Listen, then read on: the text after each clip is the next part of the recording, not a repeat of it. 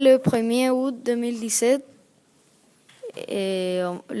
on va vous présenter le thème 2 de société, église et pouvoir politique au Moyen Âge. Qu'est-ce qu'on a vu aujourd'hui? On a parlé sur le château Guédelon, que c'était en Bourgogne. Pourquoi c'est un lieu touristique, ce château de Guédelon? Car on voyage dans le temps. Pourquoi on voyage dans le temps, château de Guédelon? On faisait des choses du Moyen-Âge et de l'Antiquité, tout ça. Le château, il est déjà construit ou pas? Non, il était en construction maintenant. Le château, il est en construction. Et comment on le construit? Avec quelle technique? Avec les techniques médiévales. À quelle époque se développe le château? À quelle époque se développent les châteaux en réalité? Au Xe siècle. Au Xe siècle, oui, donc au Moyen Âge. Comment on appelle cette société qui construit ces châteaux? On l'appelle la société féodale. Merci à vous, bonne journée, à vendredi. Nous sommes le 7 août 2017 et aujourd'hui c'est un Radio Storia sur la société féodale ou le Moyen Âge. Alors, qu'est-ce qu'on a dit aujourd'hui sur cette société féodale? Qu'est-ce qu'on a appris sur cette société féodale aujourd'hui? Que le 90% des Européens vivent à la campagne. Oui, on a appris que cette société féodale, 90-95% de la société féodale, vit à la campagne. Qu'est-ce qu'elle pratique comme activité, cette société féodale? L'agriculture et l'élevage d'animaux. Oui, cette société féodale, elle pratique l'agriculture et l'élevage d'animaux. Pourquoi peut-on dire que cette société féodale est une société dynamique? Car certains paysans peuvent avoir des objets de luxe. Oui, on a vu que certains paysans, c'était le cas à Besanne, avaient des objets de luxe. Alors, qu'est-ce qui permet le dynamisme de cette agriculture? Des innovations. Oui, des innovations permettent le dynamisme. Peut-être qu'on a une question sur les innovations. Quelles sont les innovations? On aimerait savoir quelles sont les innovations. Peut-être quelqu'un peut répondre. Le collier d'épaule. Le collier d'épaule. Est-ce que quelqu'un peut m'expliquer ce que c'est que l'innovation du collier d'épaule? L'innovation du collier d'épaule permet de transporter des charges beaucoup plus lourdes. Pourquoi? Car de l'autre bord, il s'est étouffé. Oui, ça évite que l'animal s'étouffe. C'est la seule innovation. La charrue. La charrue. Qu'est-ce que tu veux nous poser comme question sur la charrue? Pourquoi sert? À quoi sert la charrue?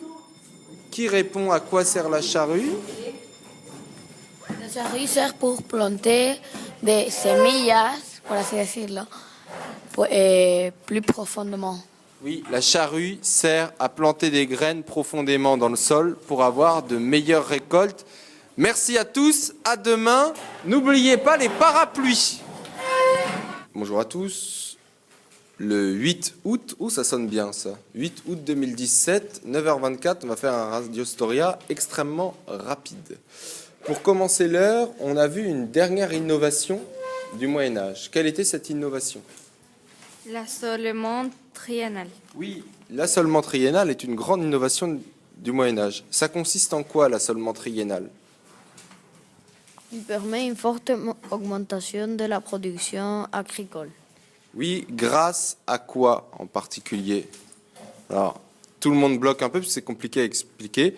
C'est le découpage d'un champ en 3 parties et on laisse une partie de ce champ chaque année se reposer, c'est la jachère. Ainsi, le champ se recharge en nutriments et la production agricole peut augmenter. Deuxième raison qui explique effectivement l'augmentation de la production agricole, c'est ce que vient de nous dire Stéphano, c'est-à-dire l'expansion des terres cultivées au détriment de la forêt. Quelle est la conséquence de cette augmentation de la production agricole? L'augmentation de la population. Oui, la population augmente très fortement. On estime qu'elle double entre le 11e et le 14e siècle pour atteindre 54 millions d'habitants. C'était le... Radio Storia. Bonjour, c'est le Radio Storia. On est en plein... Radio Storia. Et Moyen-Âge, surtout. Alors, aujourd'hui, on s'est intéressé à l'organisation de la société et à la féodalité. Et on a d'abord dit que cette société, elle était très chrétienne.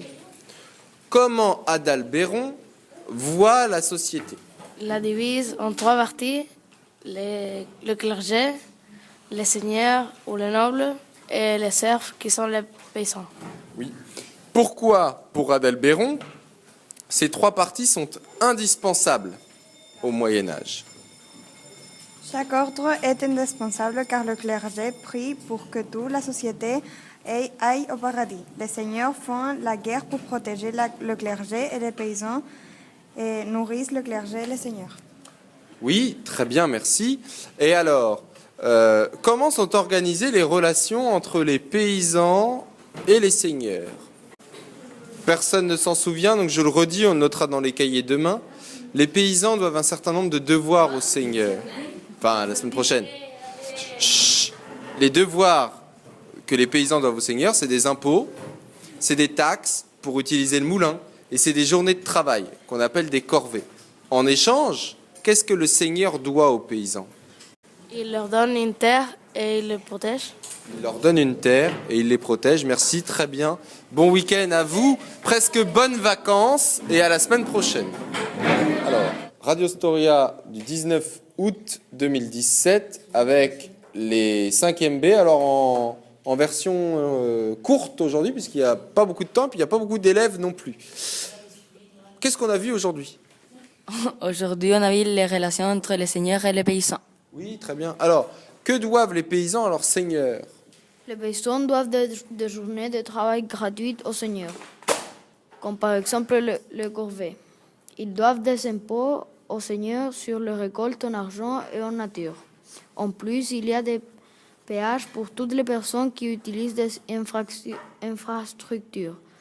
Moulin de la seigneur. Hey. Oui, alors, comment on peut décrire l'organisation de la société féodale? Les seigneurs font dommage au roi et ils sont récompensés par une investiture et ils sont des ballons. Et les seigneurs, ils ont des autres seigneurs qui lidèrent des paysans. Oui, alors c'est une relation seigneur-vassal. Vous êtes au Moyen-Âge toujours soit seigneur, soit vassal, soit les deux. Le seigneur domine son vassal, qui en échange doit le protéger. Et cette organisation féodale n'est pas toujours bien acceptée, il y a des révoltes, parfois les révoltes paysannes.